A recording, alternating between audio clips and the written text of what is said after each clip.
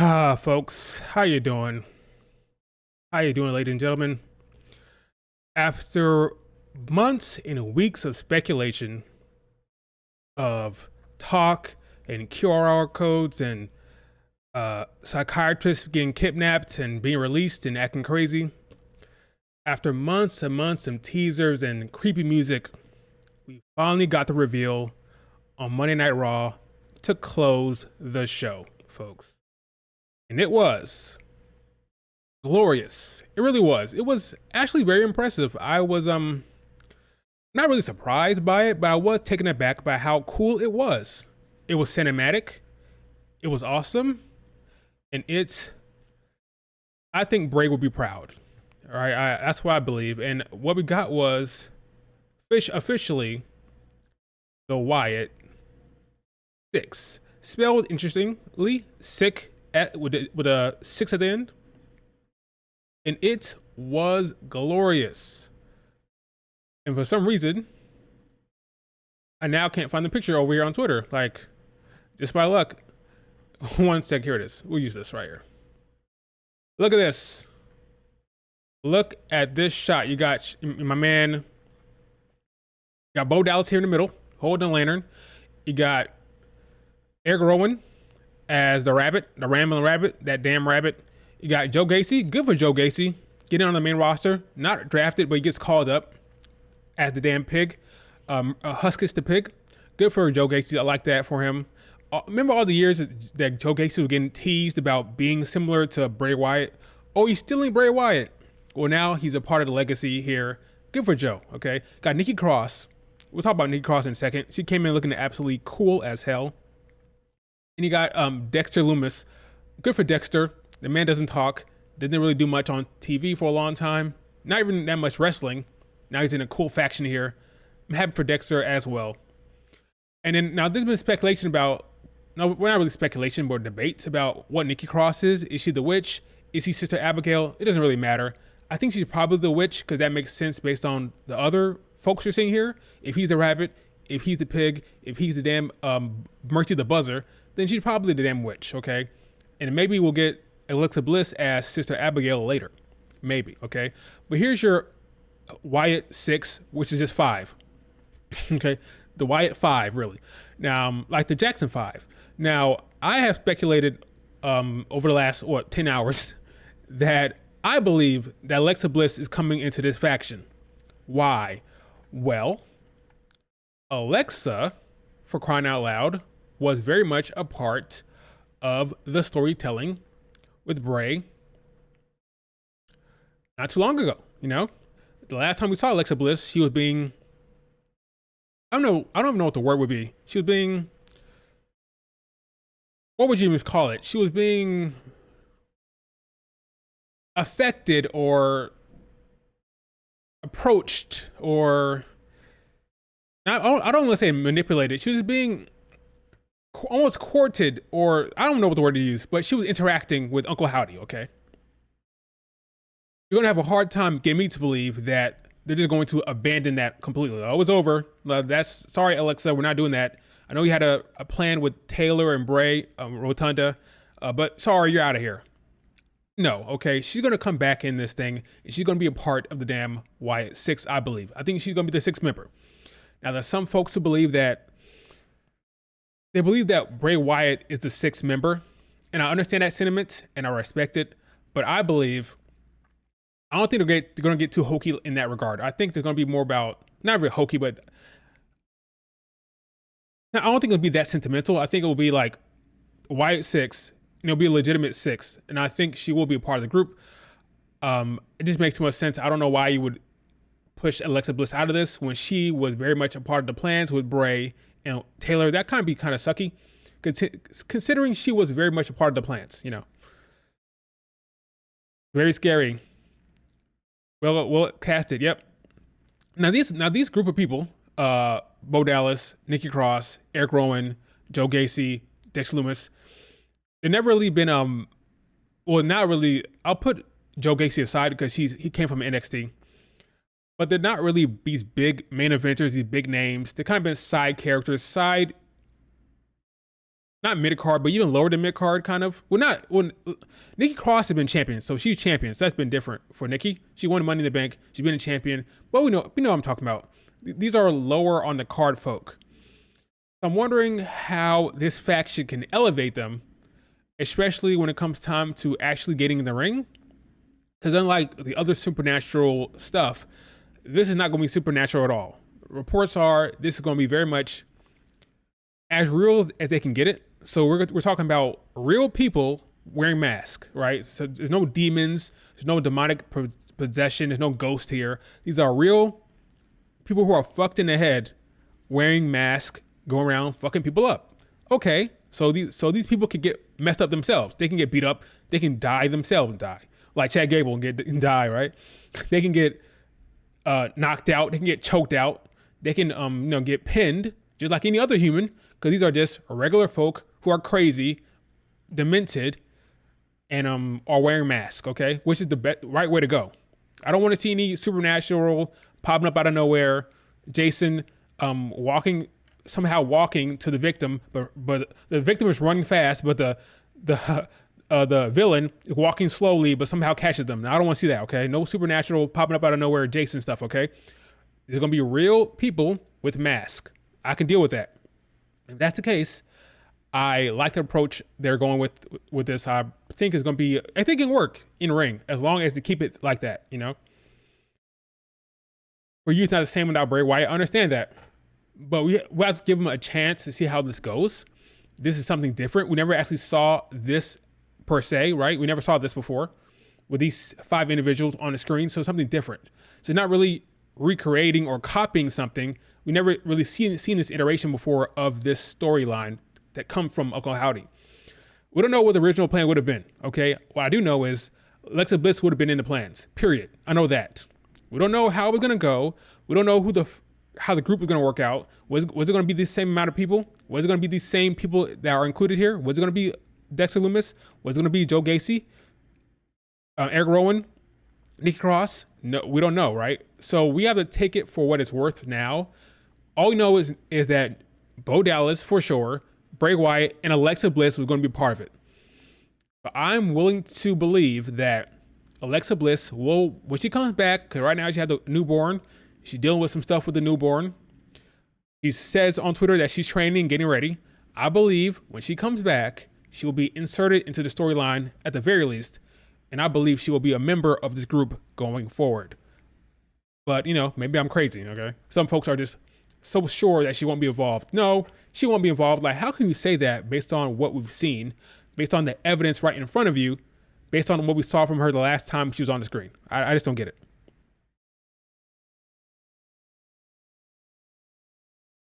Well, you expect Alexa to stroll on TV? Oh, I'm back. I'm gonna go tag team with Kiana James. Like, no, the last time we saw her, she was freaking being harassed by freaking Uncle Howdy. The woman took a vase and smashed it over Bianca's head. She pushed Bianca into the staircase. Bianca got busted up. She was going crazy. We're just gonna ignore that and have her stroll onto Raw? Like, oh, I'm back. The goddess is back. Pretend like it didn't happen. No, she's gonna be a part of it. They're not gonna exclude her. Okay, let's not be crazy. Let's use our brains for a second. All right, she will be a part of the damn storyline. Question is, how they go about it doing it? Is she already technically in the group? Will she be inserted later on? Will she be converted, or is she already there really and is waiting to debut her on like a big show, like a SummerSlam? Will she pop up on SummerSlam as a member of the group? I think no matter what, she will be in the group. I just don't know how they're gonna do it. They're not like the Retribution. So yeah, here's the thing. Now this is cool. This looks great, right? This is all cool. This looks awesome. Okay, right? Now the question is, where do you go from here? Because very quickly, this can go from cool to meh, right?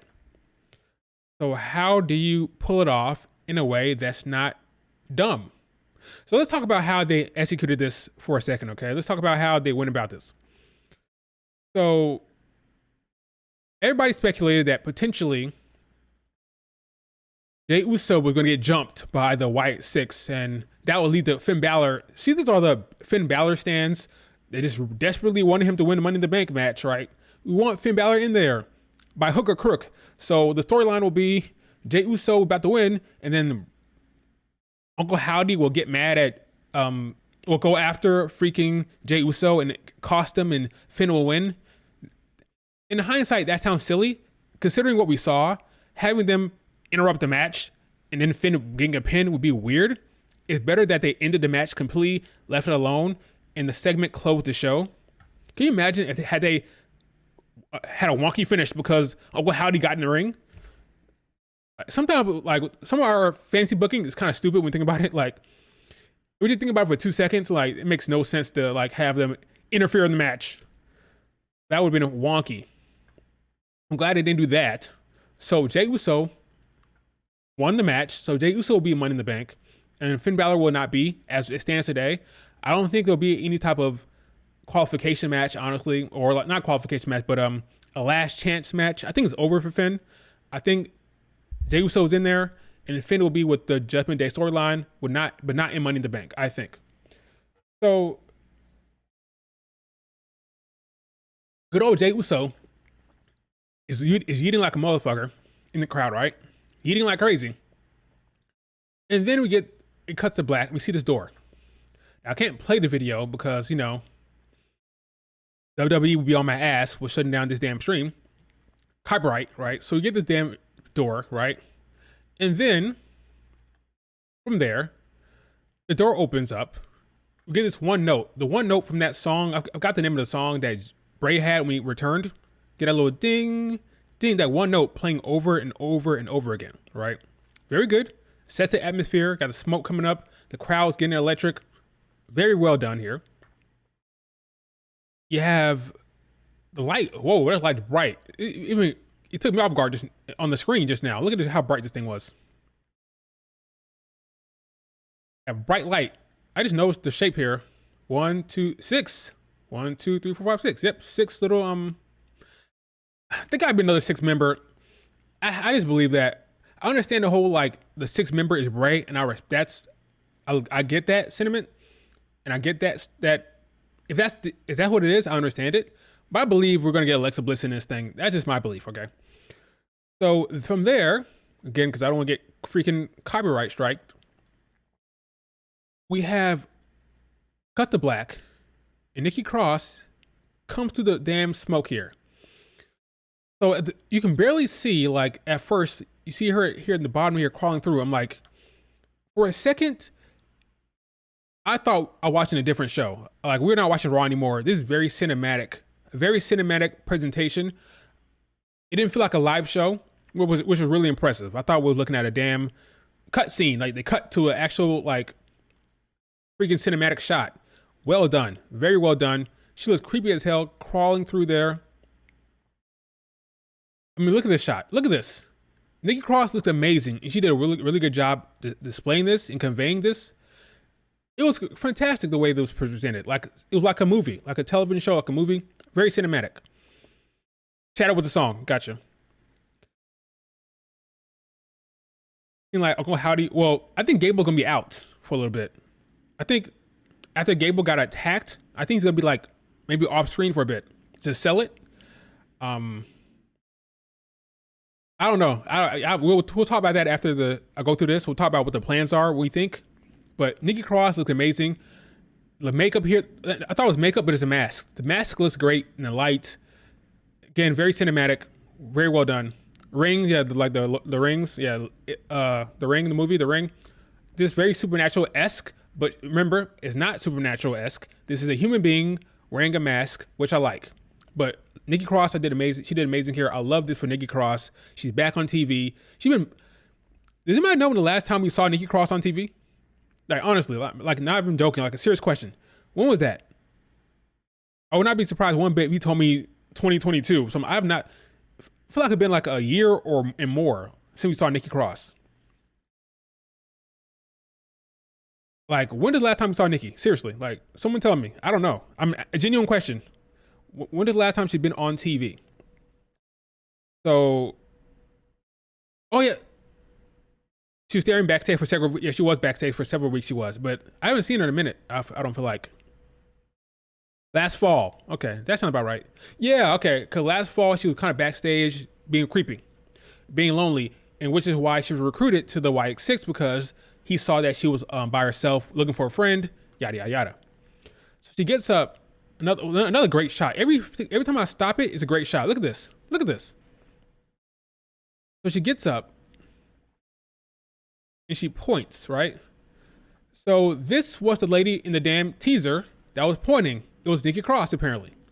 So every time you saw that damn teaser they were showing when a woman was pointing to the door, it was Nikki Cross. Got it. All right. So then we transition. So it's like a tracking shot. It is a tracking shot, not like it's a tracking shot. One shot. The camera continues. Which is another thing to think about. I didn't talk about this before on Twitter, but this was a tracking shot, like a one shot. She points, and they travel to the back, right? And we get to like these bodies on the ground, and some folks are just swear they saw. See Eric Rowan here. He's the rabbit and rabbit. Now some people are just swear up and down that they saw freaking Carmelo Hayes. Oh, look, it's Carmelo. No, it's not Carmelo. Oh, look, it's Gunther. No, it's not Gunther. First of all, why the hell would Carmelo Hayes be on Raw backstage? He's a SmackDown superstar. That's number one. Two, Gunther's not on TV all day, and then he just shows up dead on the ground, okay, or knocked out. It's not Gunther. It's not freaking Carmelo Hayes. What the hell, folks, okay? Get it together. The IWC is hilarious. Carmelo Hayes had to come out and say, it's not me. Anyway, so we got Eric Rowan here. Damn rabbit. Help. With the circle on the hammer or this mallet. Very cool look. Happy for Eric Rowan. Good for him. That rabbit. No, that rabbit looks like. That reminds me. Doesn't actually look like this. But if you watch the Speed Demon Michael Jackson music video, there's a rabbit. Guy wearing a not the guy, I think it's animated, right? Oh, now I gotta see the damn video. Oh my gosh, wait. Hold on for a second. Now I just took a detour. Give me a second real quick. I did it to myself. Michael Jackson. The Demon video.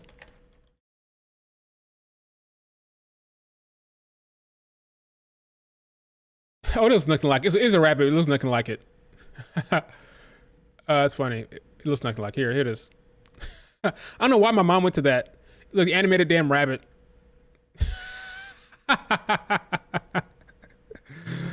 Mercy. Yeah, it looks nothing like it. But it's funny. I don't know why my mom went to that. The animated rabbit. All right, enough of that. Let's go back to what we had before. It's a good song though. Very underrated Michael Jackson song. Speed Demon. Listen to that when you're done with this video. Funny stuff. Let's go back to the one we had before.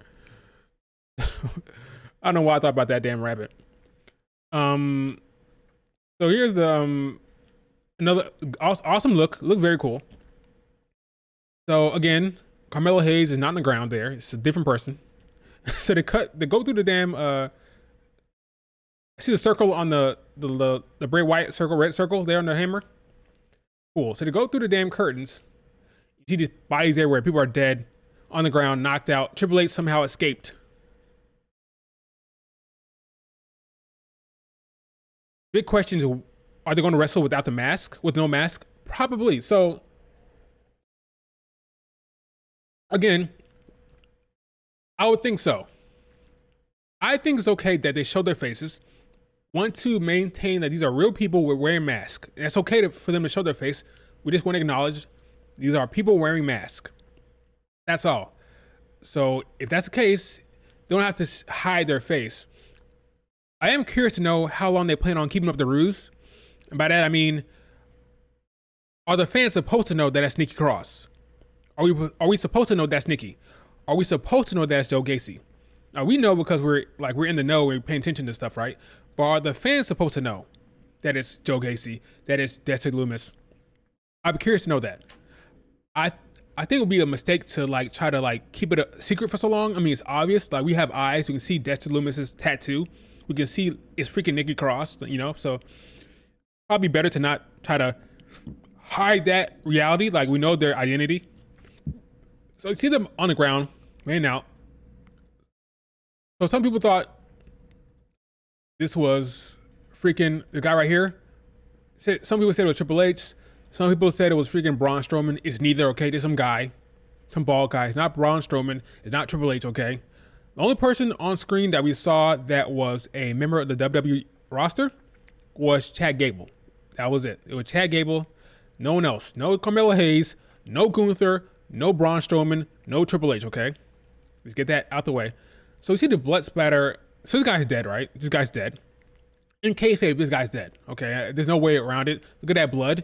There's way too much blood on the damn wall for this guy not to be dead. So in kayfabe, this man lost his life. Then we cut to Dexter Lumis here, just chilling, poached on the damn box here, or this whatever this thing is, like speaker box or whatever I think this thing is, like an amp or something. I don't know. So he's poached here, perched. The word I'm looking, not poached. He's perched here. Good look for Dexter Lumis. He's obviously Mercy the Buzzer. Happy for Dexter. Will he talk? Probably not, but he's on screen. He's being paid, so now he's on screen. Good for him, you know. The fans who attend the show don't know nothing. Probably don't. So we have, so good. That's a good look. I like the dreads. That's awesome. Looks menacing. Looks important. Looks cool. And then again, this is not Braun Strowman because Braun Strowman has hair. It's not Triple H, okay? Then we go to my man Joe Casey. Happy for Joe Casey. Got the red wristbands. Got the pig mask. I like the implementation. I like how they're taking the puppets and turning it into something that's more practical and something that looks cool. Like this gas mask with the damn pig ears is the pig. I like that look. I like how they're integrating it, making it look practical and cool and like dirt and gritty and scary. Love that. Because if he had an actual like pig head, that'd be kind of goofy.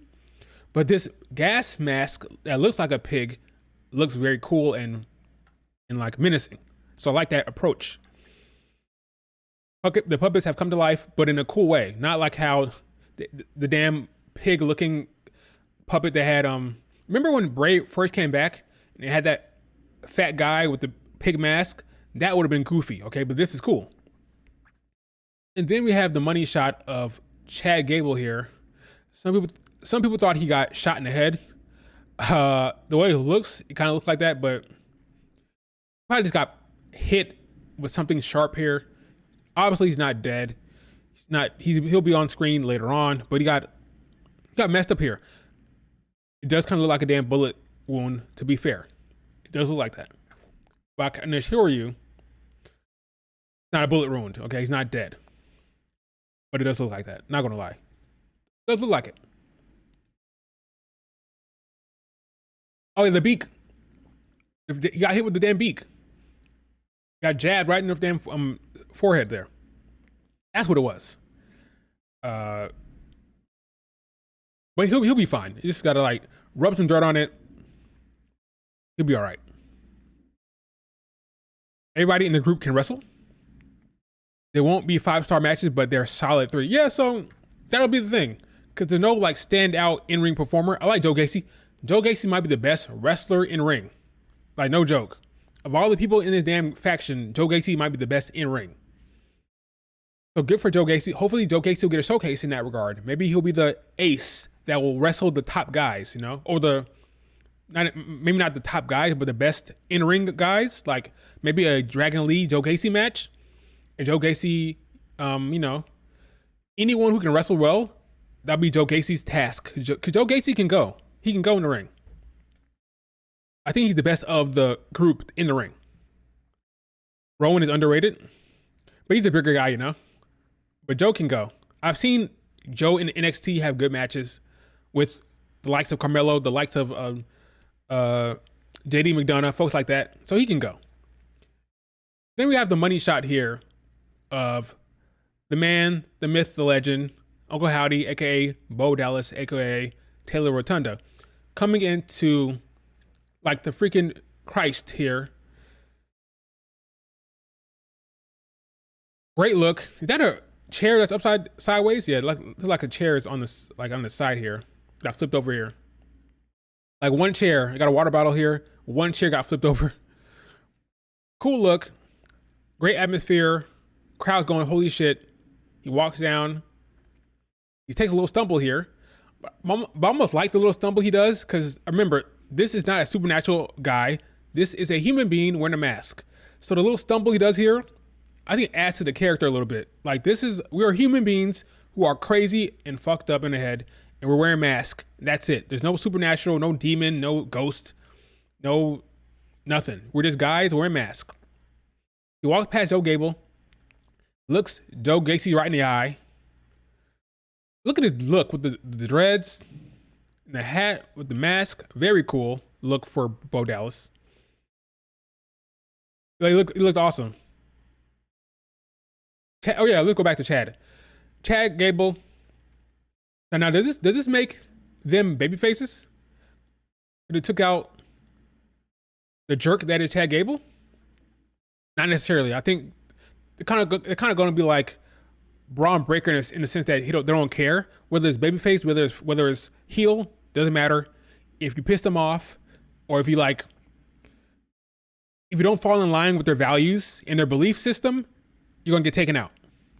Regardless if you're heel or babyface, you're gonna get got, which I appreciate. So they're walking through, looks at Gacy, collects Dexter Lumis. Now some people thought that Dexter Lumis was taller than this.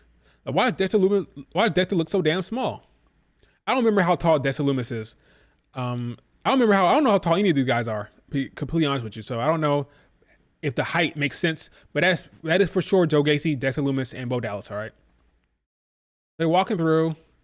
Great shot here. Again, so one shot, one tracking shot the entire time. You can't really see where Eric comes into play here. They kind of walk by him and he kind of falls. So we don't see them collecting him like the other two. But Eric Rowan follows him out to the front here. They get to the stage. Crowd's going crazy. They go up to the lantern. They grab it, lift it up with Nikki Cross. You get the money shot. Oh, don't want to get copyrighted. You can get the money shot, which we saw earlier. So, and then we get a tag for Raw. Again, I believe we're missing someone here. I think Alexa Bliss will be added later on. Got the help. Got the there's the classic "We're here" blows out the candle of the lantern. Very cool. Indy is taller than Dexter. That makes sense. Eric's the tallest for sure. Yeah, very, very cool stuff we have here. So now the question is not how you start, it's how you finish, right? Similar to J.J. Abrams. J.J. Abrams is a great director. He starts well. When it comes to the trilogies, the problem is usually he'll jump the shark later on. Now, this is a very good start. The question is, will they be able to stick the landing? Will this storyline make sense and be rewarding as a viewer to consume? I hope for everyone's sake, I just hope things works out well. I hope it's good. Who do you guys want to see them go after first? Like, what do you want from this faction? My question, like, do you want them to go after one person? Do you want them to kind of like spread out and antagonize people? Do you want them to kind of take over Raw? Kind of like what happened here, right? Like, they attacked. I'm thinking about this in real time, right? I haven't really had that much time to think about this. How is this going to go? Like, how do you book this? They took out the staff backstage. People are dead, right? You can't just start Monday Night Raw like everything's cool. Welcome to Monday Night Raw, folks. No, this is a massive thing. You have to open up the show with this story. Like, these crazy people showed up and attacked people. And people are knocked out, injured, dead for all we know. You can't just start Monday Night Raw like everything's cool. Like, welcome to Monday Night Rollins next week. Here's a promo from Damian Priest. No, we have to actually begin Raw with this story. Like, what's going on here? You can't just pretend like it didn't happen, right? My question is, what do you do? That's my question to the chat. Retribution 2.0. You like them to be spread out? There's a danger to that as well, right? If you spread them out, they're going to take over the entire show, really, right? So every storyline will have a Wyatt Sick6 element. That can be dangerous. Yeah, I don't know. They took out Chad Gable. Sami Zayn is feuding with Braun Breaker. I guess you could. There's 5 of them, right? Can't really have all 5 go after one person. So maybe it's best that they do spread out, right? Maybe. You have one person in every storyline taking over the entire show. That's kind of what you have to do. They literally attacked Gorilla. There's no getting around that. So they have to kind of take over the entire programming. Drew McIntyre has gone on a break. So you got that storyline out of the way a little bit. So now you have this group of crazy people messing with people the entire show. Now there's Monday night, there's like qualification matches for Money in the Bank they have to do. But I think they have to have a continued presence throughout the entire show. Like they have to be the main storyline, the main thread throughout the entire show needs to be this group, I think. Again, they freaking kill people. Okay, there's no getting around that. Seth, Damian, Liv, Sammy being together to take them down. Now, I think that's a little too hokey. Yeah, Vince didn't know what he wanted to do with Retribution. Okay, yeah, Retribution was interesting. Drew will be back by SummerSlam. What are the ideas, folks? What do you want? What do you want to see? What do you want to see? That's the question here. Like, what are your ideas? I don't have any better ones. I'm actually like wondering what the hell you're gonna do here. My guess, they have to be multiple segments throughout the entire show. Like they have to be the through line. You know how sometimes with the Judgment Day, when Rhea was there, they were the main through line throughout the entire show. Like every hour had another Judgment Day segment. This is the new thing. Like every hour, every 30 minutes, there's another Wyatt Sick6 element, another Wyatt Sick6 story beat throughout the entire damn show. They have to take over the show. The only way it makes any sense. They have to be the entire focus, not the entire focus, but the main underlying narrative, the main underlying story has to be these people rolling around causing havoc. It's the only way. Go after another faction, like what? Judgment Day? That's gonna be tricky because you have Liv Morgan trying to entice Dom. Can you have that story beat merging with this? You have these crazy people going after you. Meanwhile, Liv Morgan is trying to get Dom in her pants. Is that gonna work? I think he's got to spread them out. I think you have to spread them out, have them have a presence throughout the entire show. Like everywhere you look, over your shoulder, no matter where you look, you're worried about popping into one of these guys. Like no matter where you are, you're worried about running into one of them.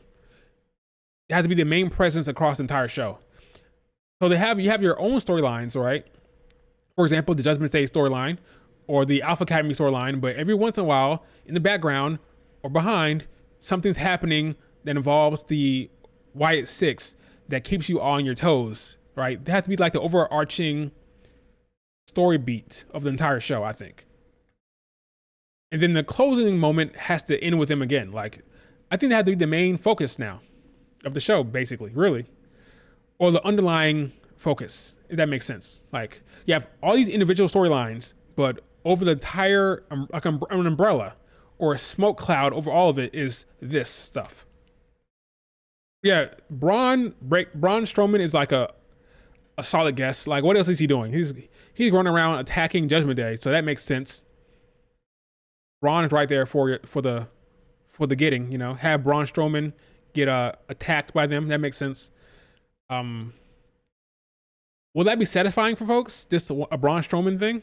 I think you need to spread them out, have them pop up everywhere throughout the entire show. Everywhere you look, in the background, you see someone else.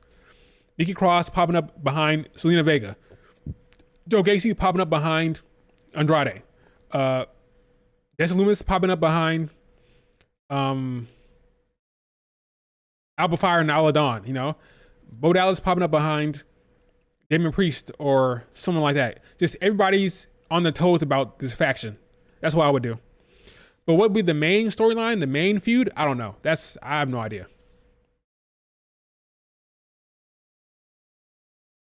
Judgment Day, Bloodline. Here's another question. I didn't think about it till just now. Are they exclusive to Raw? Are they a Raw faction? Or will they be popping up on both shows? That changes everything. I believe they'll be on Raw, because I don't think you want a Bloodline crossover between the Bloodline and this. I don't think you want that. I think they'll be on Raw, not a SmackDown thing. So just a Raw, I think, for now at least. Because it'd be kind of weird having Solo Sikoa facing off against Bo Dallas. Do you want those two storylines intertwining? Do you want Cody Rhodes messing with this right now? I think this should be a Raw act. Keep it on Raw. SmackDown, you'll be fine on your own, okay? Yeah, I think it'll be exclusive to Raw for a while. But yeah, this is great stuff, man. I was taken aback by how awesome this was. I got no complaints whatsoever. Cool stuff all around. Bray Wyatt would be proud. Very cool, very emotional stuff. People are crying. I saw streams of people crying and all that stuff. Awesome presentations on all three brands. There's a lot of travel for that. I think it'll probably just be a Raw thing.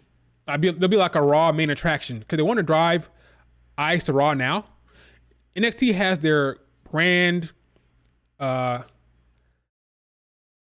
in other brands like TNA, stuff like that. They got that going. Great show tonight, by the way. We open up with that damn Battle Royal. TNA folks, Joe Hendry will probably show up tonight. So NXT has their own thing cooking. SmackDown has the Bloodline stuff. I think if you want Raw to have their own main attraction, their own special sauce, you keep them on Raw and keep NXT with the TNA crossovers and stuff like that, and you keep SmackDown with their Cody Rhodes and their Bloodline stuff. That's why I would do it. Keep them special to Raw, because if you do that, Raw numbers will stay up. SmackDown is weaker. I agree. SmackDown is the weaker show. Like right now, Raw is the must-see show between CM Punk, even though like CM Punk will show up on SmackDown, but between CM Punk, the Drew, Alpha Academy, Judgment Day, Liv Morgan, Rhea Ripley stuff, and this, Raw is the A show. And I think I don't think it's going to change anytime soon, especially when they transition to Netflix. I believe Raw will be the A show, especially when Netflix shows up. It'll be like must-see. With the limited commercial breaks and the streaming thing, Raw will be must-see every week. It will be the A show, for sure. Especially when it comes to the commercial break stuff. Like limited commercial breaks, not commercials in front of... I would hope that there won't be commercials in the middle of matches, you would think, But good shit. Good shit. Congratulations, WWE. I was very much sports entertained. Great look. I love it. Now let's talk about other stuff that happened on Raw. Before we talk about that, before we talk about what happened on Raw, let's talk about a woman by the name of Megan Bayne. So if you've been following me on Twitter, I've been talking about Megan Bayne and her contract because I thought because Fightful said that Megan Bayne was freaking under contract with AEW for the longest time. But apparently that is not the case. Apparently Megan Bayne is a free agent. Now, if you don't know who Megan Bayne is, she's a very talented wrestler. Wrestled in Stardom for a little bit. She wrestled in AEW Dark. Had great matches with Julia and Micah in Stardom. Very talented wrestler. And apparently she is actually a free agent.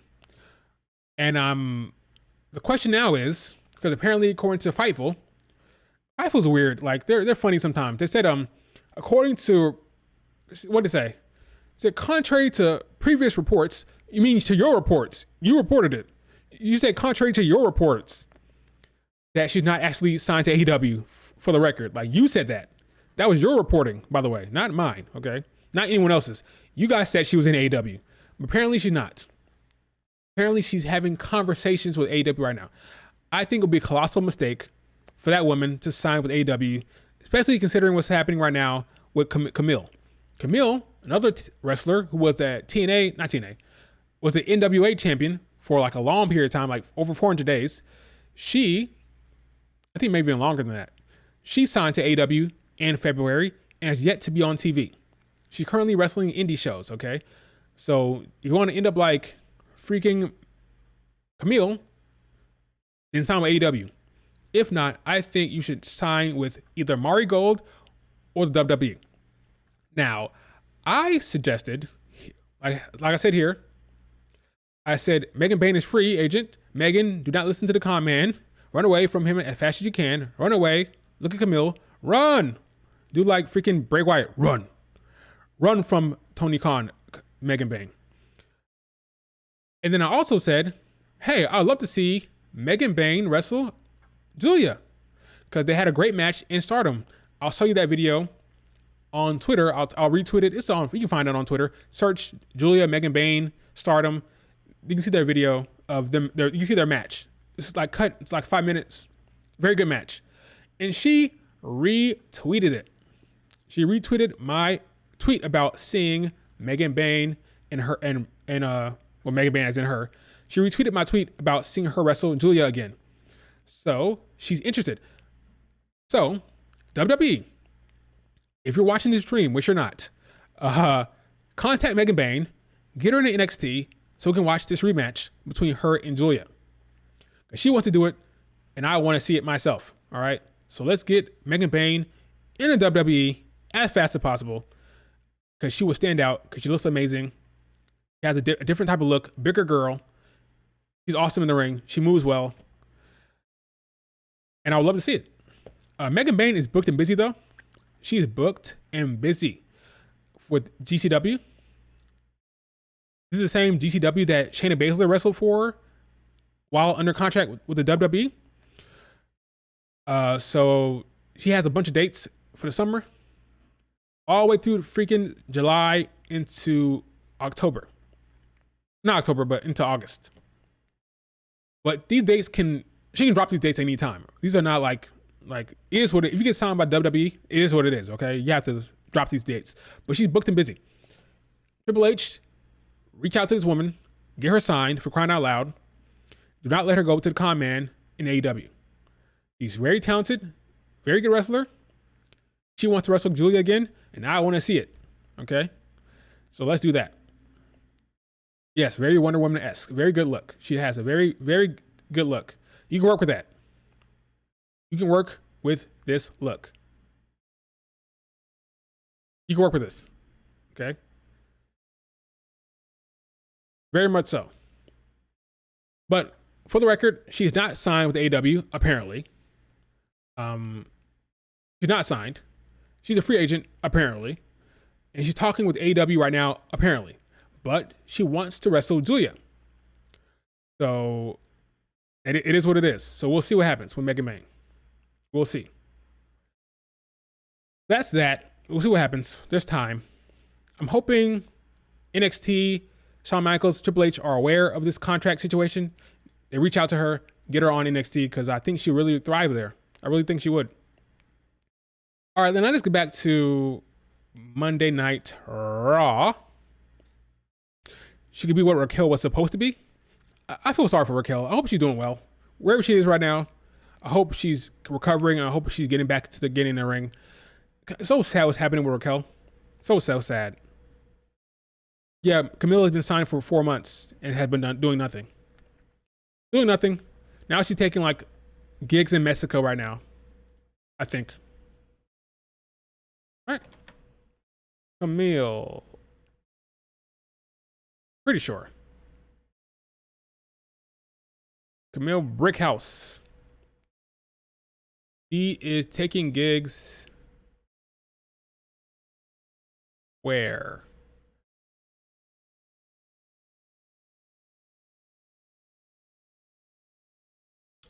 Can't find it now, but talked about it before. Anyway, so there's that. Now let's talk about what happened on Monday Night Raw. We opened up with Seth freaking Rollins, for crying out loud. Good old Seth showed up. This was a surprise. I didn't see this coming. He's back, folks. looking like a freaking, I don't know what to call this look. I don't know what to call it. But he's back to challenge Damian Priest. Now, I'm happy about this booking decision here because Damian Priest needed another big win on his resume. Spoiler alert, Damian Priest will beat freaking Seth Rollins. He will win, okay? If you didn't know that, spoiler, he will. I think Damian Priest needed another big win before he loses to Gunther. He's beating Drew McIntyre. He'll beat Seth Rollins, and then he'll drop it to Gunther at SummerSlam. So I'm happy they're giving him another big win because the man deserves it. Damian Priest puts in the work. Talented wrestler. Does everything right. I'm happy for man here, okay? I'm happy for him. He's a honorable champion. When you listen to this damn promo, he wants to take on Seth Rollins straight up. Doesn't want Judgment Day getting involved. Doesn't want to cheat. He wants to prove that he's the best. He wants to prove that he's a top champion. And I can respect that. I can respect the character, right? I like that for him. He's very much leaning more towards a tweener role rather than a full-on, I want to cheat. He doesn't want to cheat. He wants to win and prove that he's the best straight up. That makes him more of a babyface than not. So I like that direction for Damian Priest. He will face Seth Rollins. Now, whether it'll be a straight up match, I don't know. If I'm booking this, Finn Balor would probably come down to help Damian Priest, probably. He'll probably be mad about it. That'll cause attention. Why did you come out there? I want to do this on my own. I told you to stay back there. Why did you come out? And they can have a feud from there, right? Maybe that's how it starts. That confrontation, because Finn Balor came out to help, even though he doesn't want him to come out there. But Damian Priest will pin Seth Rollins. Like, spoiler alerts, like, I don't know what to tell you. If you thought Seth Rollins was going to beat him at Money in the Bank, I got snake oil I'd like to sell you, folks. It's not happening. Sorry. Yeah, he won't win clean because they want to protect Seth Rollins. So you protect Seth Rollins by having him not win clean, but then you protect Damian Priest by having him be upset that he didn't win clean. You do both, and then you start that feud with Finn Balor. That's how it goes. So yeah, Damian Priest is going to win this match for sure. Do not overthink it. Don't be silly. Seth Rollins is not beating Damian Priest. Seth will put over Priest. Yep, I agree. Like JD, Finn Balor, they'll come down there. They'll get involved. He'll be mad about it, but they'll help some way. They'll help. Maybe even Liv Morgan will come down there and do something weird, you know? We had our first Liv Morgan, Damian Priest interaction last night. For the first time, they finally talked during this storyline. Liv Morgan and Damian Priest. For the first time. Braun Strowman came down there, had a match with Chad Gable. Definitely missing some backstage. I'm looking at pictures here because these pictures don't include what happened backstage. So remind me about stuff that happened on Raw. I'm kind of doing this on the fly. Freestyling this. Good match between these two. Braun Strowman. That's kind of a squash. Wasn't a good match. Now that I remember it, Braun Strowman won this very quickly. We had the big spot at the end here where Otis finally stands up to him. This, I thought we were going to have a bigger pop. Corpus Christi didn't have a big pop for this. It was a good reaction, but not a big, massive pop I thought it was going to be. This wasn't as loud as Dom getting punched by his dad. When that moment finally happened, when Rey Mysterio finally punched Dom, that got a bigger reaction than this. But it's still a good reaction. Otis got some love from the crowd. Good spot, good direction, well executed. Just not as big as a pop as I thought it was going to be, but still good stuff. Hit the final shot. Otis, Maxine, and Tozawa finally walking away from this guy. And we saw at the end of the show what happened to Chad Gable. He got by the Six. You're surprised Gable lost? No, because I thought him losing would set up the turn. So I'm not surprised he lost. Yeah, because Otis only pushed him. Yeah, hey, punched him, something like that. Maybe be a bigger pop, maybe. But good stuff. Another good segment. Good stuff. EO looking clean. I love EO. I love EO Sky, man. She's so cool. Great in the ring. She had a match against Kiana James and Zelina Vega. Now, I believed that EO who's going to win this match for a couple reasons. She has a feud with Lyra Valkyria. Lyra Valkyria, spoiler alert, Lyra will be in the Money in the Bank. She's going to be in there. So because Lyra will be in there, I thought they'll have her rival, Io, be in there as well. They'll compete in the match. They'll take each other out. They kind of cancel each other out, and neither of them will win. So they'll both be taken out by each other. That'll be the storyline within the match. Every good match, every good multi-person match should have storylines within the show, within the match. You have the Io Lyra Valkyria feud as a story within that match. The women did a good job last year. Not so much the men, but last year, if you remember, the Money in the Bank match for the women was very, very entrenched with storylines that were separate from the actual getting the briefcase, right? So we have another. So we have one here where it's Lyra and Io in a storyline, and they'll be competing to get that briefcase, and they'll both take each other out some way. So I believe that Io is going to win. Now, there's some smart people. I'll admit it's a smart suggestion. There's some people that thought that Io was going to lose because she has a big match coming up, like 6 or 7 days after the show, after Money in the Bank. She has a match against Utami. If you listen to Rossi Ogawa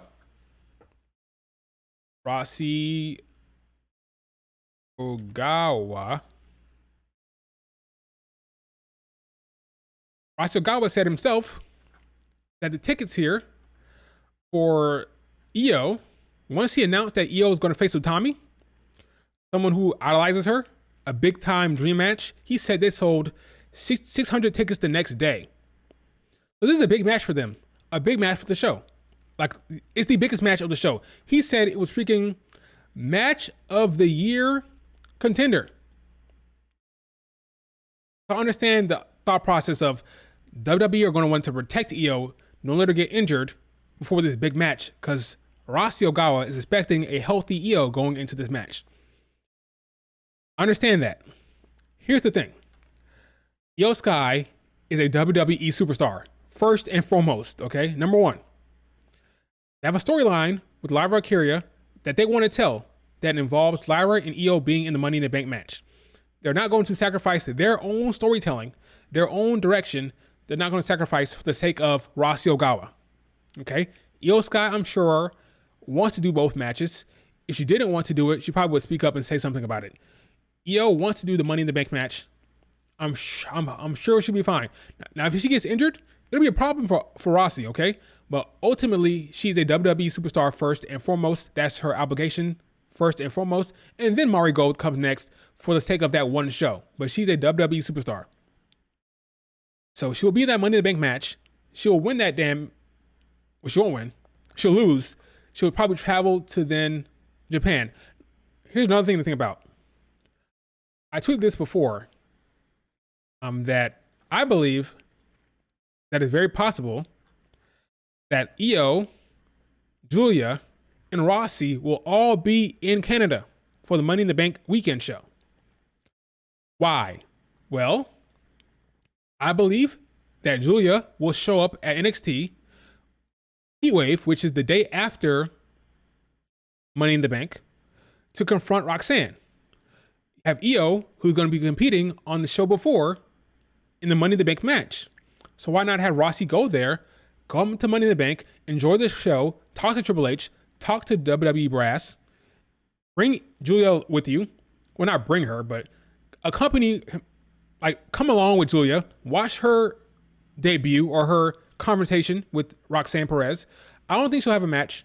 I don't think that at this point, I don't think that's going to happen. I think she'll confront Roxanne after she beats Lola Vice. So you have Io have her show on Saturday that she competes in.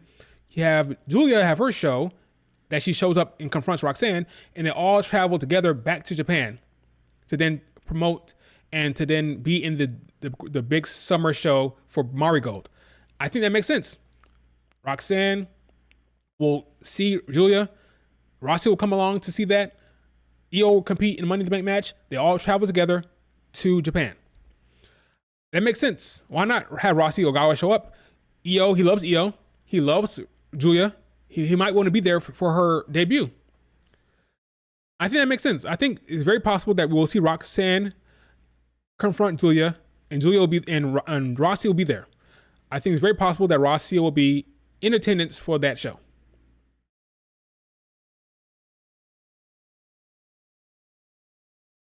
Now, at first I thought that Julia would be winning the NXT championship at Heat Wave and then go to Mari Gold to have a belt on her waist, just like how Sareee will have a belt on her waist, and then you have that big match, champion against champion. Don't think that's going to happen anytime soon. Now, I think she will face Roxanne at the next PLE, whether that be a No Mercy, whether that be a American Bash. Like, they haven't announced the next PLE for NXT, so we don't know. Probably American Bash or a No Mercy, something like that. We don't know yet, though. They have to announce it. They'll probably build to that match on the next PLE. But they'll have Julia show up to end the show. Maybe not to end the show. That's what I would do. I would have Julia show up to end the show to confront Roxanne. But Roxanne against Lola Vice is probably not main events worthy match for Heat Wave. So there's that. But still, I have her show up, confront Roxanne. And then you set it up for the Roxanne Julia match for the next big PLE, whatever that is. I hope Stardom and Marigold show happens in the near future, like a crossover event. That'd be cool. It'll probably happen in Japan if that happens. No, I take it back. If that happens, it'll happen in America. But that would be cool. Probably next year, not this year. I don't think. Marigold they're trying to like build up their own promotion right now, so they have a lot to worry about. So, but next year maybe. Marigold NXT show, that'd be cool. Roxanne in a fatal 4-way. Julia shows up at the end. I think tonight will be very telling. There's a tag team match. I think it's a 3-way tag match or a 4-way, something like that. Roxanne and Lola Vice are on teams. They'll compete against Lash and Jakara and Jasmine and JC Jane. We'll see how that goes. Right now, my guess is Roxanne against Lola Vice for Heat Wave. I'm not that excited about that.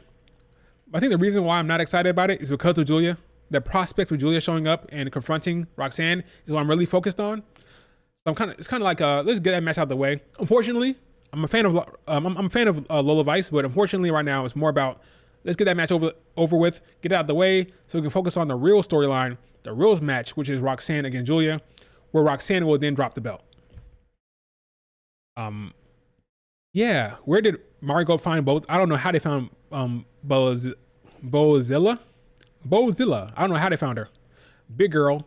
I don't know where they got her from, but she like their replacement for Megan Bayne. Like that's their version of Megan Bayne for now. I think Megan Bayne is a better wrestler than her, but she's definitely a force, a talent. We'll see how far Bozilla goes. So that's my story. That's why I thought Io Sky was going to win, because I thought her priority is WWE. She can wrestle in that match and be fine. We have no reason to believe that she'll get injured. Okay, she's not injury prone. She'll be fine, and they can produce the match so that Io Sky can be protected in a way to avoid injury. Maybe don't let her do a freaking moonsault off the ladder. Okay, maybe don't do a ladder spot that's crazy and ridiculous. Or no, have her be more grounded. Her typical great offense with a little bit of pizzazz. Okay, no dangerous stunts. That's what I would do. I'd tell TJ Wilson, whoever produces this match, if it's TJ, hey TJ, don't have her do backflips off the ladders, okay? Let her have a good showing, but nothing crazy. No trash can spots where she jumped off the damn ladder with the trash can over her head, okay? Let it be simple and straightforward and not too many risks. That's what I would do. But I think she'll be fine. She'll do Money in the Bank and then she'll go to Mari Gold and have a match with Utami and come back. I think she'll actually be booked to beat Utami. Like, you would think Rossi would book Utami to beat Julia. Not Julia, but Ilya. Julia and Ilya. Io. I think Rossi would book Utami to beat Io. But you would think that. But Rossi loves Io Sky. He loves her. He loves Io Sky.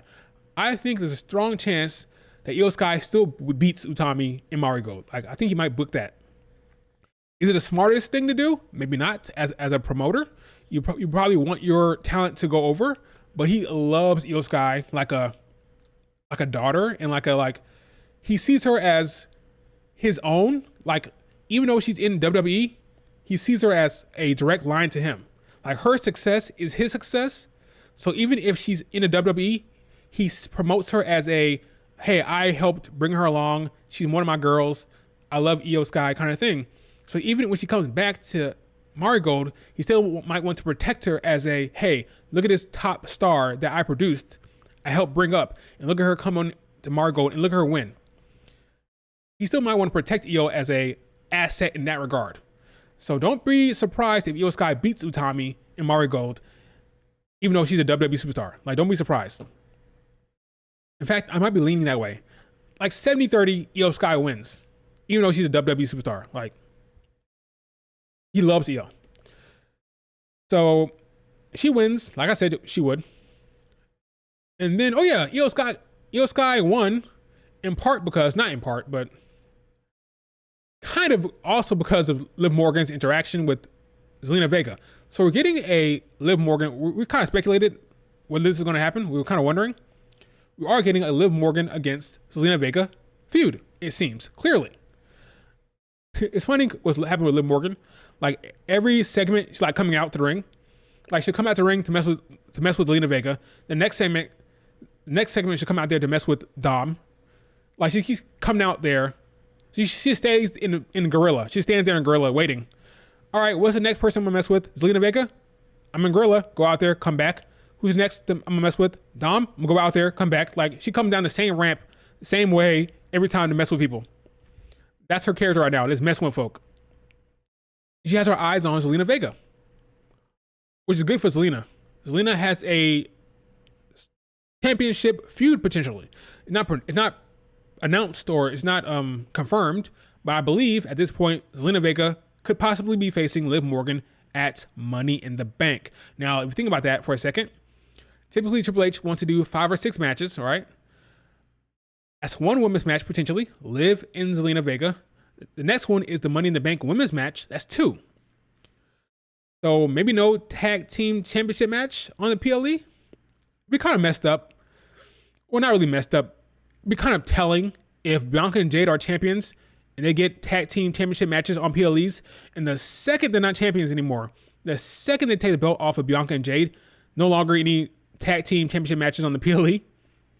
I'm kind of expecting that, honestly. Right now, I think Zoe and Shayna are the number 1 contenders because Zoe and Shayna should have won. Because in kayfabe, they're acknowledging that Jade tapped. So technically, they should have won. Since they're acknowledging it, Jade tapped. So Shayna and Zoe should be champions. So they are the number 1 contenders. Is that a PLE match? Honestly, I don't think so. So I think I'm going to be off the card. So that's 2 women's matches right there. Liv, Zelina Vega, and the women's ladder match for the Money in the Bank. And if that's the case, how the hell is Bianca going to be on the card? Maybe Bianca will be in the Money in the Bank match. Maybe. Thing to think about. Once you know how many matches Triple H likes to have on the card, 5 or 6, typically 2 matches for the women, how are you going to get Bianca and Jade on the show? Well, Bianca could be in the Money in the Bank match. Jade, won't be surprised if she's off the card. Maybe no Jade Cargill match this time around. Don't be surprised. Unholy Union at Heat Wave. That could work. Oh! Yeah, it's not bad. That could work. What if they faced... So this is a fantasy booking that will make me upset if it doesn't happen. What if they faced the TNA Tag Team Champions? You have... That's a good highlight, a good show, a good place on the card. That weekend, NXT, you have... I'm fantasy booking right now, which is not right, because I'm going to mess myself up right now. But what if we got the Unholy Union against Masha Slamovich and the other chick? Sorry, no offense. I don't remember her name. I know Masha Slamovich because I love her name. But the tag team champions in TNA could face Alba Fire and Isla Dawn at Heat Wave. That'd be cool. A big spot, a big highlight. Because I don't think they're going to do Zoe Stark and Shayna against the Unholy Union. Unfortunately, I don't see that happening on that card. So, if you want to continue the TNA NXT crossover, do the NXT Women's Tag Team Champions against the WWE Tag Team Champions on Heat Wave. That could work. Or Natalya against Carmen. That works too. Richard, that works too.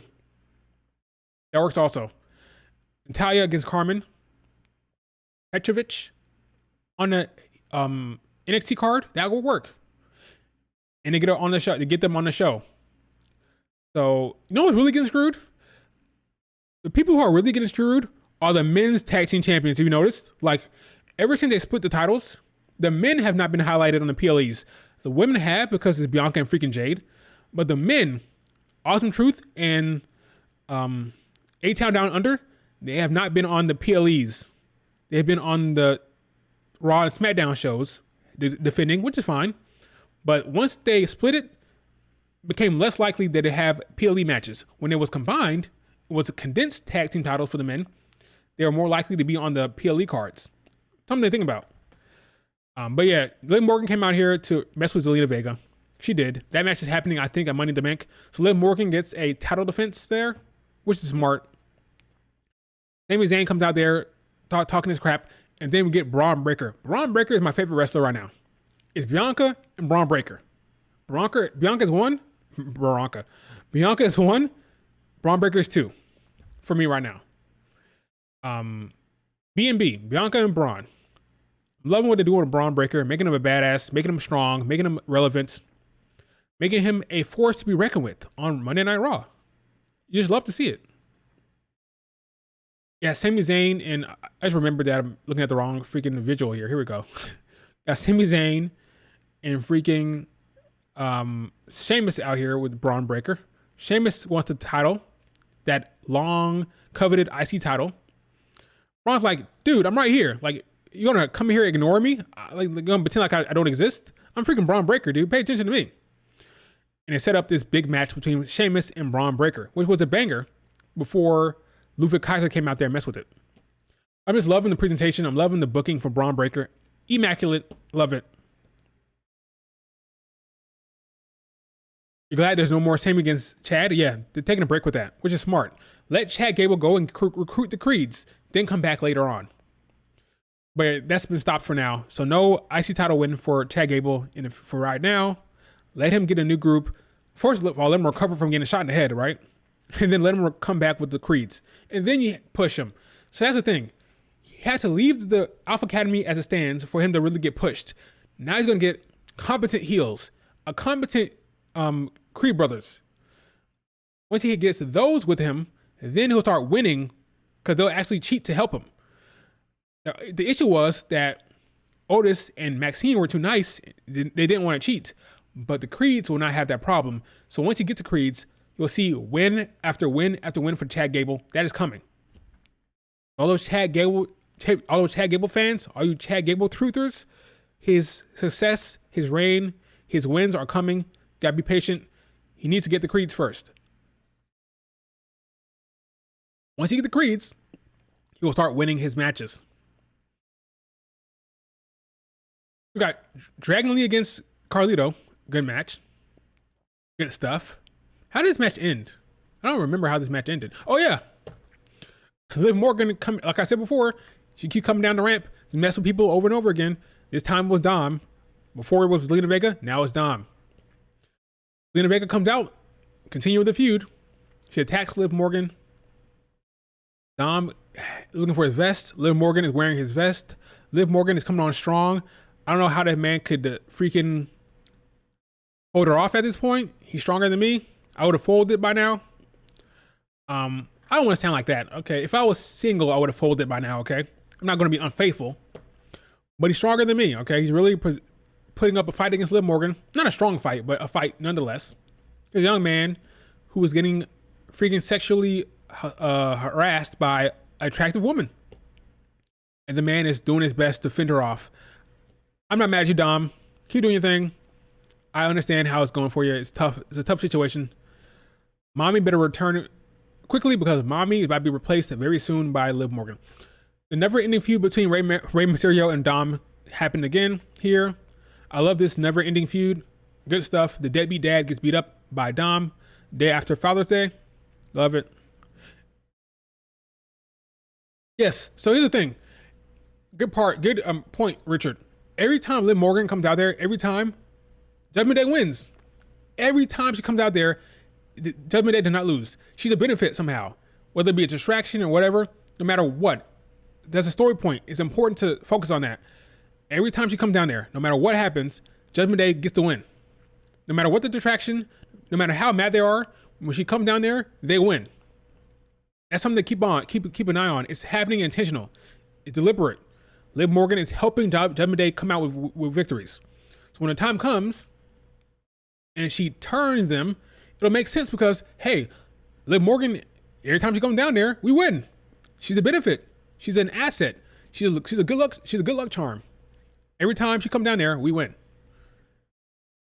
So, like, they're winners because of Liv Morgan.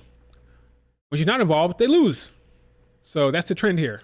When Liv Morgan is involved, they win. Important to keep your eye on that. Then we had freaking my man Big D, Drew McIntyre, come down there. So I love this. I love this storytelling here. Drew is upset, clearly, because of good old CM Punk. Now, some people expect him to come down here and get mad and go have a rant and attack somebody or something like that. That's the wrong approach. We've seen angry Drew. We've seen it. We know how he feels about CM Punk. We know how he feels. The only logical step is to push it forward now. Now he's like, I just can't take this. I'm done.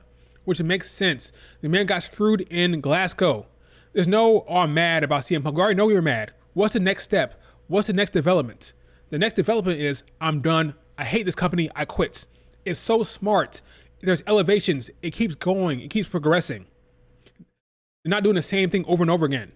Had he come out here and got ranted and attacked somebody, it would have been dumb. Like, okay, we get it. You're angry. But it's smart enough to know. They have the foresight to say, okay, let's keep pushing it. Let's keep advancing this character beat. He's done with it. He can't handle it. I'm done. I'm over. I screwed in my hometown. Well, not his hometown, but it's home country. I can't take it anymore. I'm out of here. It's the logical step. It's the logical progression. That's what you got to do to tell us a good story. Progress the character. Develop in a proper way. Now he's done. So we don't know when he's going to come back. It could be next week. It could be a month from now. We don't know. But he's just over it. He can't take anymore.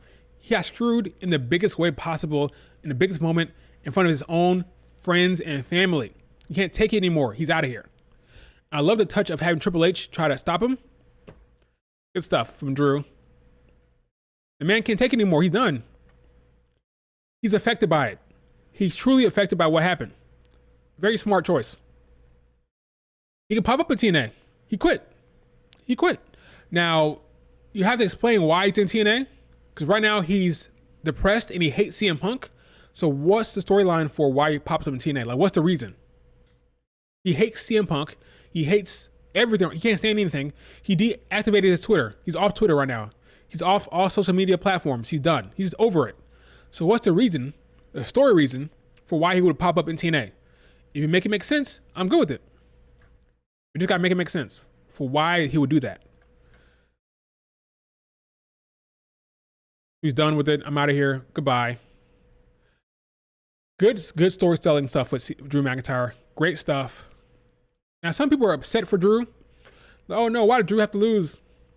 Drew, he deserved this win. Understand something, folks. This is what you gotta understand. The title is just a prop, okay? That's all it is. It's a prop. It's a means to an end. It's a storytelling device. You want the title for a couple reasons. You want the title for validation. You know the company is behind you. You know the company sees you as the face. That's another reason, right? But the main reason why you want the title is for storytelling purposes.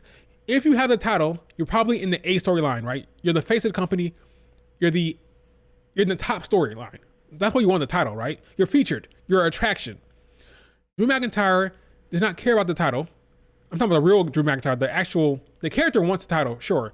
But the wrestler, the talent, doesn't care because he's in the top storyline. He is the talk of the town. He's in the number one storyline on Raw. The number one storyline is Drew against CM Punk. Doesn't matter if he has a title or not. Doesn't matter.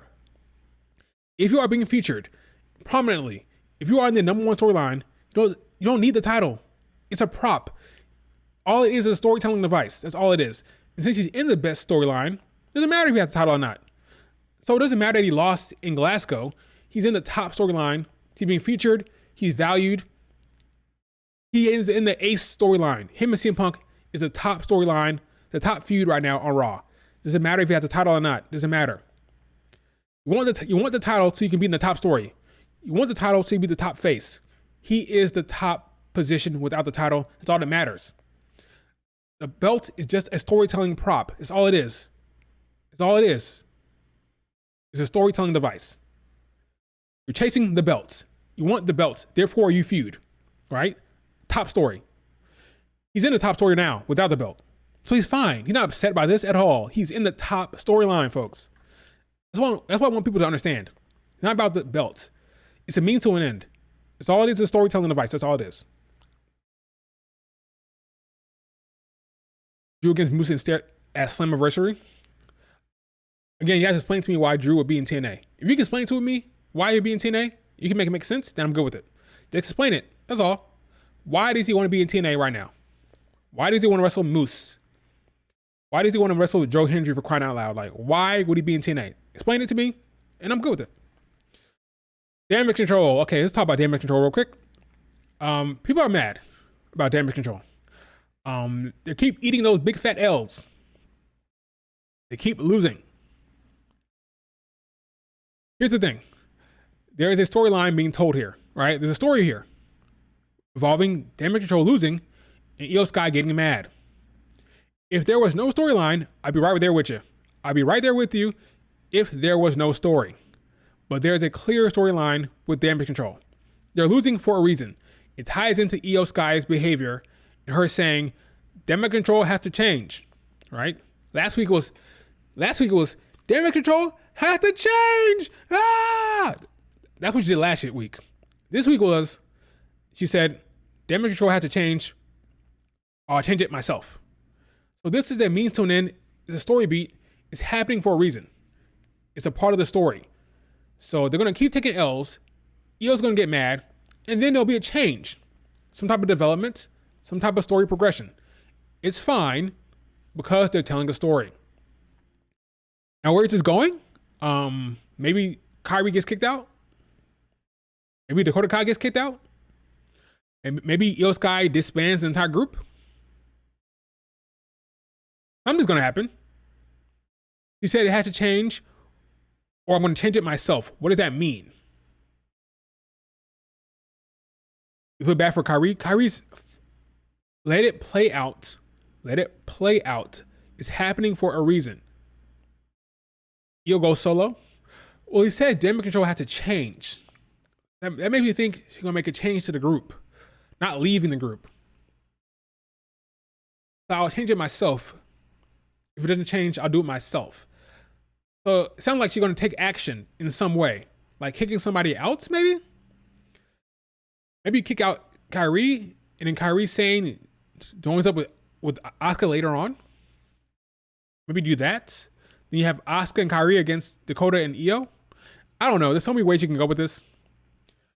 I don't believe damage control will be over. I think the faction will continue, but Io Sky will make a significant change in some regard. I don't know what the change will be, though. Some type of change.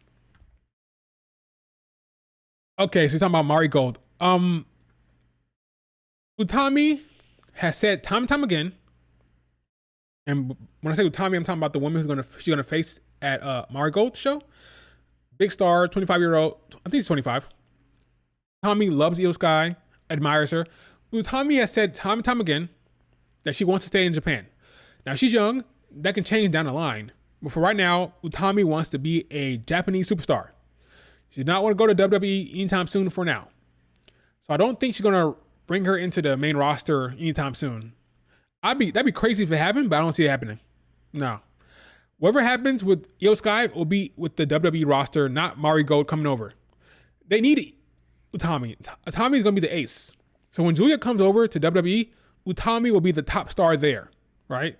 So she'll be the ace of the company when Julia comes over. So Utami's not going anywhere. She'll be in Mari Gold for a while, for years. Then maybe down the line she'll come to WWE, maybe. If Io Sky tells her, because she loves Io Sky, you know. But right now she does not want to go to USA anytime soon. Remember before Payback when Rhea said Finn and Damien, if you don't win a Payback, oh yeah, there gonna be changes. Yeah, right. That's what happened with that group. I think the same will happen here. I think there will be changes. Well, they won, right?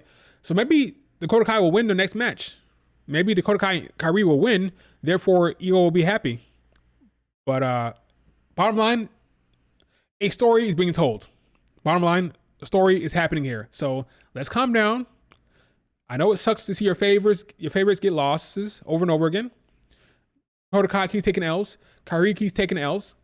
I think there's a storyline being told here. So let's wait and see what happens. No reason to be upset too much yet. It's happening for a reason. Good win for Katana Chance and Kaden Carter. Or is it Kaden Carter and Katana Chance? That's what I said, right? Good win for them. Lyra Akira came out there. You see Lyra in the corner there. She came down to support her girls, her friends. Big win. Crowd was pretty silent for this. A pretty quiet crowd, but it is what it is. They need to put them on TV more. They got to put the life of the party. That's not their official name. That's why I call them life of the party. Got to put them out there more and more on TV. So the more and more they're on TV, the more reaction they're going to get. Right now, the fans don't care. So get them on TV. It's a nice shot here. Lovely shot here with the 3. Get them on TV more. They're awesome in the ring. Let them shine in the ring. I think that'll be good for them. But Lyra is definitely a top babyface here. I like his photo. Good stuff here. Sheamus came out there to fight. Oh, this was amazing. Good match here. There's one little botch, but it's fine. They recovered well. The shot of Braun Breaker spearing Ludwig Kaiser was amazing. You go to this aerial shot. In this aerial shot, you see Ludwig Kaiser running around the ring and Braun running around the other side, and they meet in the middle, and it is fantastically. This is a fantastic shot. Really well produced. WWE's killing it right now with the production stuff, man. They're killing it. That was really well done.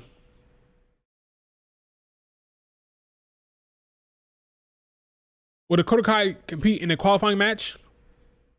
Probably. I would say so. There's going to be 2 more qualifying matches, so she'll probably get in there. Will she win? I don't know, but I think she'll compete in it for sure. I think Zoe Stark will be in one of them. So Shayna and Kyrie will be in one of them, the one next week. And then Dakota Kai and Zoe Stark will be on another one. So yes, she will definitely compete in that. No one contender for a triple threat match. So you're asking if Braun Breaker, Ludwig Kaiser, and Sheamus will compete for the IC title in a triple threat. That'd be fun. I can see that. Right now, I'm just loving Braun Breaker, man. His booking is great. Just great stuff all around. My favorite wrestler besides Bianca Belair, Braun Breaker right now. Bianca Belair, Braun Breaker. The alliteration, the double B's. Funny how that worked out. He confronts Sami Zayn, pushes Sami Zayn. Sami gets mad. I'm skipping all the backstage stuff, so remind me if I'm missing something. If I'm missing something that happened backstage, because I'm not really covering it here. This is a good match. So here's the thing. I'm gonna be honest here. I was not really paying attention to this triple threat match because I was so focused on when when the Wyatt 6 was gonna come out. I kept looking for the Wyatt 6, so I wasn't really worried about this match so much. I was like, are they gonna come out? Are they gonna interfere? Are they gonna do something here? So my focus was more about that than the actual in-ring here. So I wasn't really paying attention to what's happening in this match. Beyond, it was a good match though. That I know it's a good match. But I'm just waiting for the shoe to drop. So we're really focused on it so much. Maybe I should go back and rewatch this match. It looked like a good match. Like, now that I say that, I remember all these spots. Like, I remember him sliding out and doing this. I remember a lot of this stuff. So I was watching it. I just didn't care about it because I was wondering when the hell Bo Dallas was going to come out there. But it was a good match. It really was. Now that I see it, I remember the match. So I did watch it. It just wasn't my focus. I was wondering when the hell we see Uncle Howdy. Good shit. Dom he did get involved, didn't he? I remember that. Rey Mysterio hit him with that freaking attack off the ropes. Coup de grace. Splash. Uso yeets for the win. Very good Raw. Very, very good Raw, man. I can't complain about anything on this show, really. Oh, they added the photos. These photos were not there before. I kid you not. These photos were not there. They added it later.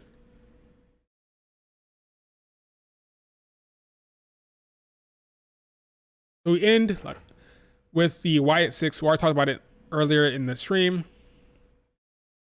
Very good show, folks. Very, very good show. Raw's cooking. WWE is cooking. I got no complaints about anything right now. It is fun to be a fan of wrestling right now. It is fun to be a WWE fan as well, in particular. One of the better shows of the year. Top tier Raw. I'm impressed. What say you? Whoa. Whoa. Are you kidding me right now? The official Money in the Bank poster features this man. Is this a spoiler? Yeet in the bank. Literally, somebody said, I think it was Denise Salcedo. Someone said that he's going to win because they want to put Yeet on the damn briefcase. Guys, who are we kidding? Jey Uso is winning this damn match, isn't he? He's going to win it. Yeet in the bank. Jey Uso is winning Money in the Bank. Who are we kidding? The poster is ugly. Don't hate on the Yeet, man. I said time and time before, time and time again, I'm not a huge Jey Uso fan. He's a super kick merchant. But hey, he's a fan favorite. The crowd loves him. Who am I to judge, you know? Who am I to say no to the Yeet Master? But this is the official poster, folks. This is the official poster. So, is this a spoiler? Is the Yeet Man going to win Money in the Bank? Is it a swerve?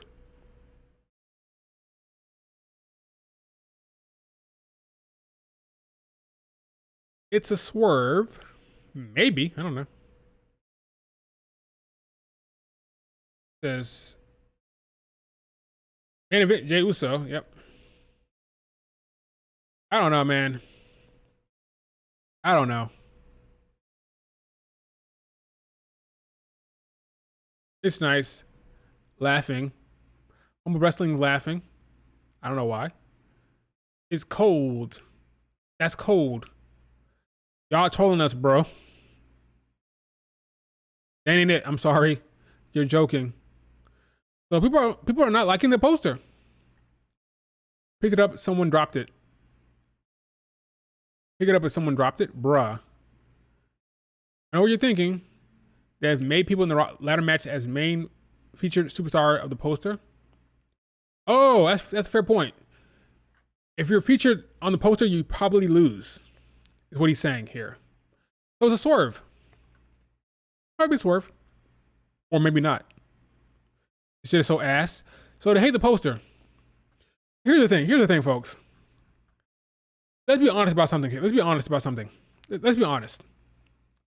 Do you hate the poster because it's Jey Uso and you're annoyed that he's getting pushed so hard and you want Finn Balor to win? Or you think it's actually an ugly poster? Is it just because of the booking of Jey Uso, or do you really think this poster is ugly? That's what I want to know. I think the poster is not great. Why is the head like that? The head is photoshopped on top of the body? That looks weird. Yeah, it's not really. Yeah, it's kind of a weird looking poster. It's kind of weird. I'm not gonna lie. Something looks off here in the neck area. Poster's ugly, I guess.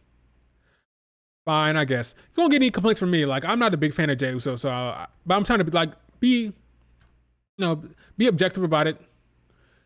as best as I can. It's not the best poster. Okay, I agree with there. It's not the best poster. It's kind of ugly. Not gonna lie. Not the best. He's not winning the case. Russ not winning the case. Bruh. Letting Jay win it, we're so cooked. IWC is down on Jay Uso. Ain't no way. Definitely not winning. Spoiler alert. Well, he ain't winning now. So people are saying that it's so obvious that he's not going to win. That's what folks are saying. We'll see. Better not win. Corny. Money in the yeet. Welp. You're mad. Clown. Sleeping. Why? Boo. Damn. Now I'm starting to feel bad. Because I have not been a fan of Jay right now either, but this seemed like overkill a bit. Now I'm starting to feel bad. Jesus God, no. Ugly face. So no one likes the poster. Gotcha. And they don't like the prospects that means that Jay's going to win the damn thing. So now they're really worried about it.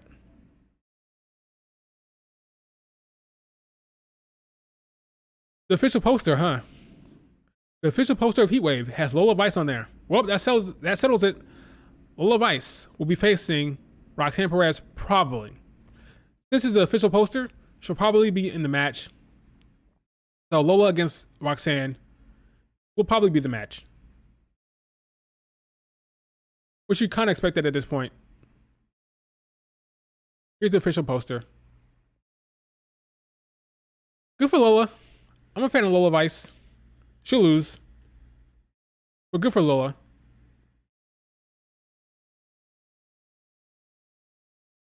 What else we got? What else happened on the damn Twitter while I was on stream? Before we sign out of here. Triple H tweeting about the Yeet Master poster. What's we got? Okay, we saw the NXT poster. Anything else happened I want to talk about? The ratings for Collision are typical Collision ratings. 400,000. 400,000 range. What else we got here? Money in the Bank. Started 7 years ago for the women. Baron Corbin. Chad Gable's dead. Sami Zayn has a comedy show he has coming up here in July. Comedy for, and that's it. Yeah, so nothing else beyond that. Okay. Wow, folks, wow. You still expect a fatal four-way? Maybe. It'd be four heels. No matter what, it'd be four heels. Lash, JC Jane, Lola Vice, and Roxanne. Then you have the one new debuting babyface that pops up at the end of the show. That babyface will be Julia. So that'll be fun to see. So I'm pretty sure at this point it's pretty obvious that Julia will be a babyface. So good for her. All right, folks, that is it for the stream. Unless you have any like pressing questions, let me know in the chat. I'll wrap it up at 2 o'clock. Not 2 o'clock, but 2:40. They made the same. No, 1:40. I'm out of it. 1:40. 8 minutes from now. They made the same thing with King of the Ring too. They made the same thing. We made the same thing. Have you seen Lyra hate from EO stands? Oh, yes, I've seen it. EO stands are pretty bad. They're kind of like a merging of the Joshi stands, like people who love Joshi wrestling, just love everything Joshi, and like the EO stands have come together and just hate on anything that happens with EO. It's kind of annoying. They've actually turned Asuka fans, like Asuka fans are hating EO Sky right now. Every Asuka fan that I know, that I interact with, they hate on EO Sky because they hate how their fans behave. Like, it's a shame that Asuka fans and EOS fans are feuding online. That's just how it is, because Joshi stands, they're kind of the worst a lot of the time.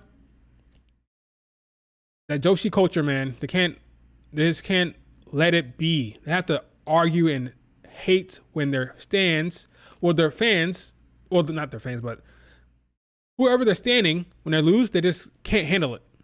It's the worst. Joshi staying is the worst, man. Do you expect both Bianca and Jade to be in the Money in the Bank match? No. I expect one of them. Probably Bianca. Because you think about it right now, Naomi's going to be in that match. It's going to be 3 from Raw and 3 from SmackDown, right? 3 and 3. And Naomi's going to be in the match, which is almost a fact. Tiffany, how you keep Tiffany out? You're going to put her in there because she's fun, right? Then it's between Bianca and Jade. Now, I suggested that maybe Jade takes some time off because maybe she's mad maybe she's mad that they lost the titles. So Bianca can't get a hold of her. So she's like, I can't get a hold of Jade. What's happening with Jade? Where's Jade at right now? You know? And that'll explain why she's not on TV, because she's upset by losing the titles. And then you have Bianca in the Money in the Bank match with Naomi and Tiffany from SmackDown. So those should be your 3. Bianca, Tiffany, Naomi. And Jade could be out of that. You know? Because do you really want to put Jade in that match? No offense. Like, do you want to put her in the mix there and have some other, like, weird stuff happen? I mean, it's better to have her in a multi-woman match than a singles match right now. But I don't think Money in the Bank is the best place for Jade right now. Just like how the Elimination Chamber, they changed that. Like, the speculation was Jade was going to be the Money in the Bank or the Elimination Chamber match, and they changed that. So why not change this? Don't put her in that. Let it be Tiffany, Naomi, and Bianca on SmackDown side. That's what I would do. Be Bianca's first Money in the Bank match. Because you put Jade in there, how you going to put, we're going to be Bianca, Jade, and Naomi? The big 3? So no Tiffany? I guess, but it'd be kind of weird to have the big 3 in there. It'd be kind of weird. So maybe Naomi, Bianca, and Tiffany. That's what I would do. Chelsea Green. Who are you taking out?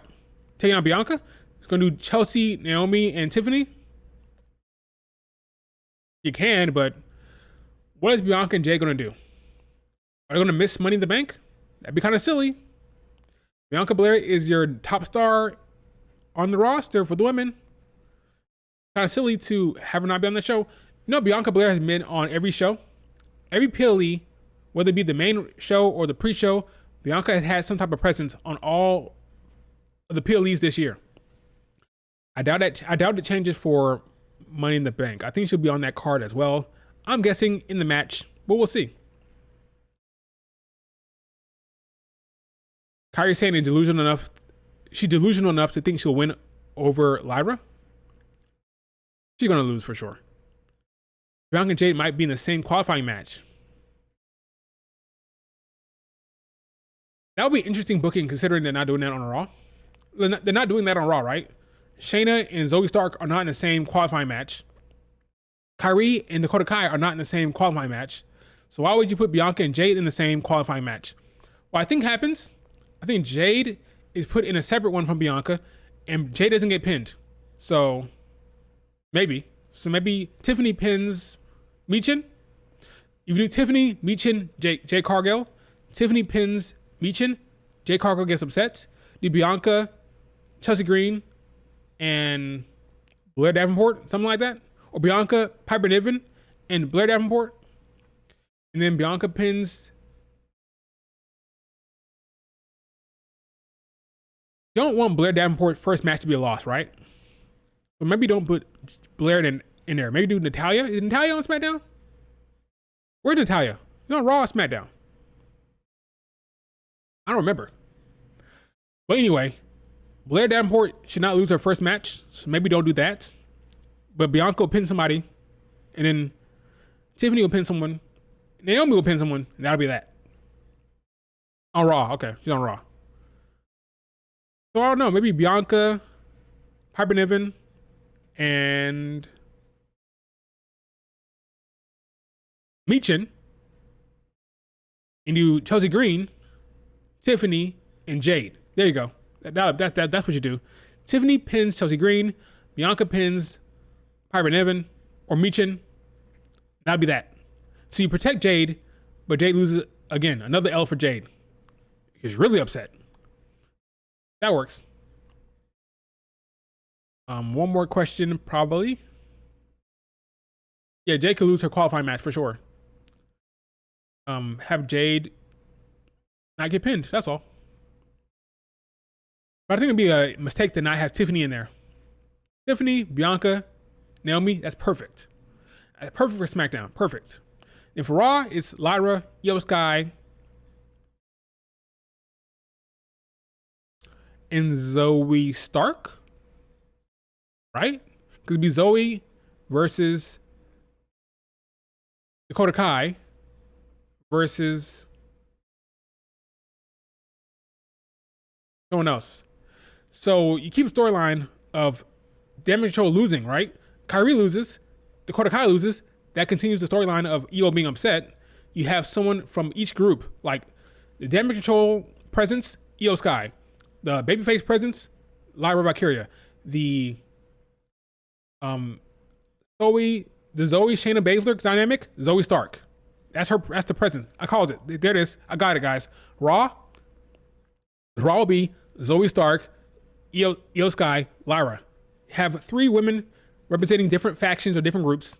On SmackDown, it's Naomi, Bianca, Tiffany. Assuming they want to put Bianca in that match, right? I would want to put in that match.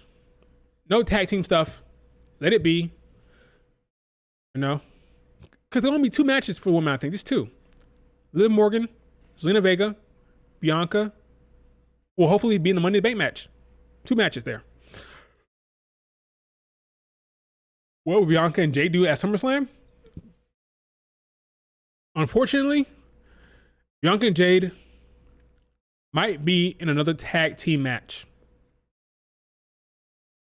They might be taking a break from tag team action right now for the sake of Money in the Bank. And then when it's over, they go back to being a tag team, unfortunately. Because they don't really break up. Like you saw the video with them walking up the ramp when Bianca was telling her to keep her chin up, you know? So they're still together right now.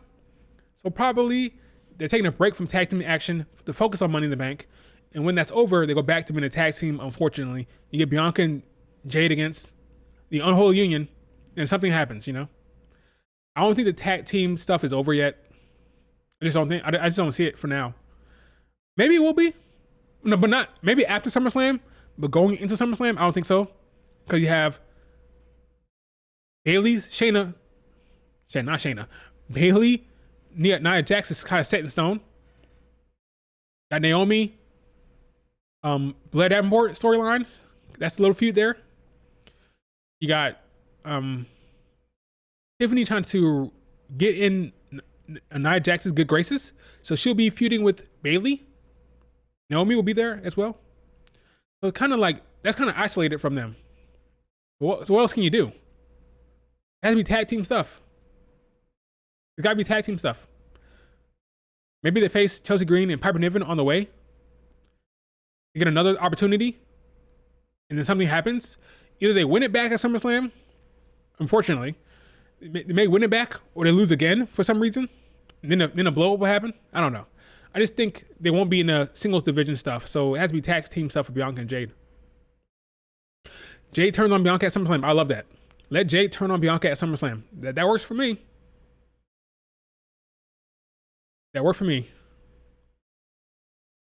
Yeah, Bianca, I agree, Richard. Unholy Union, Bianca Belair against... Oh, yeah. The Unholy Union versus Bianca and Jade at SummerSlam. That's probably it. I think the Unholy Union will get rid of Shayna and Zoe along the way. You'll get that rematch. Well, not a rematch, but that one-on-one tag team match. Bianca, Jade, Isla, and Alba. And they'll probably lose again. Because if they win the belts there, they have to lose it to who? Nia Jax and Tiffany? No, just lose again. Just lose.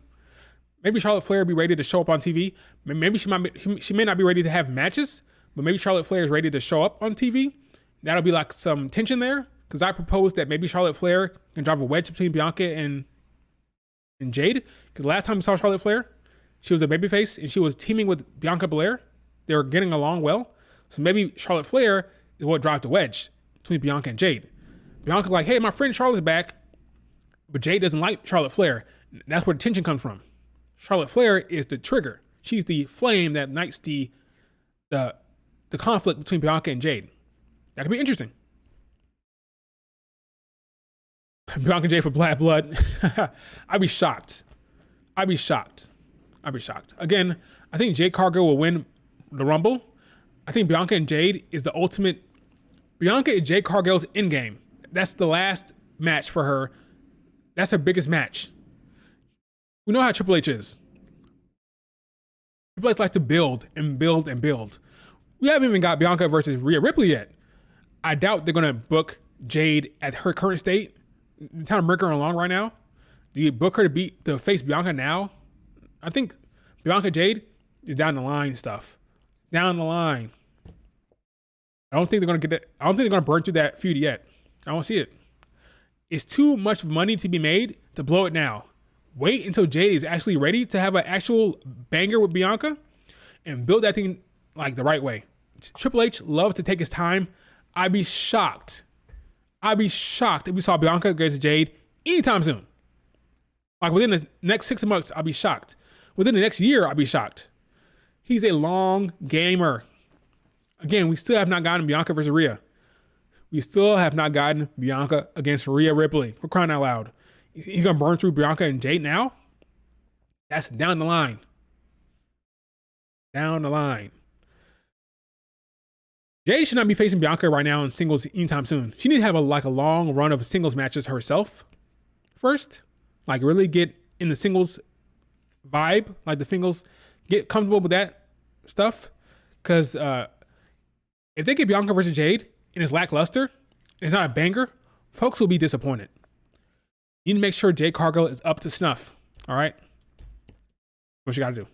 All right, folks. That is it for the stream. Thank you so much for joining. Do me a favor, like the video. Hit the like button. Subscribe. Leave a comment if you're watching this on replay. And David says Charlotte, Bianca, 41. Charlotte, Rhea, 42. Let me fix that for you, David. The last thing I do, I'm going to fix it for you.